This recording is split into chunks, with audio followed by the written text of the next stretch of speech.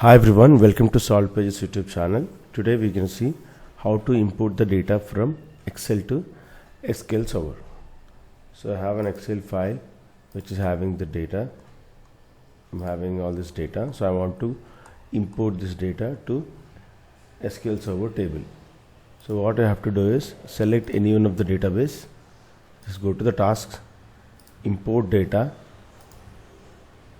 Choose data source as Microsoft Excel, and we have to give the path where my Excel file is there.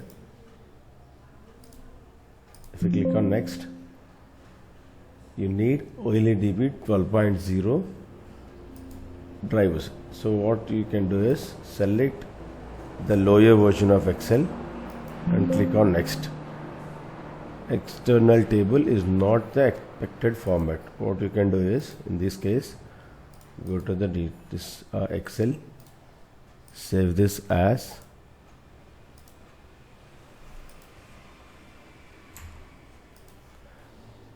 '97 2003 workbook. So go back to the SQL,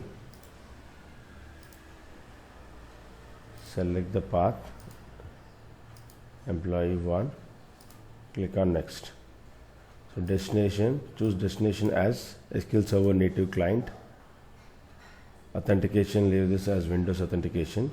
So if you want to put the data inside the ADWorks, you can select, or else you can select any other database, or else if you want to create a new database, then you can create a new database like employee data, and then click on next. So copy data from one or more tables. Table name, I want to put this as employee data. Click on next, run immediately.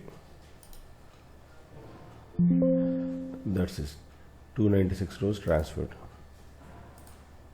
If you click on refresh, what is my database name? Employee data, tables. So there is a table. I can see the data. I can see 296 rows, and the Excel file also I can see is 296 rows. 297 means there is a header. Including header, we have 297. So in the next video we can see how to export the data from SQL Server to MS SQL. Thanks for watching.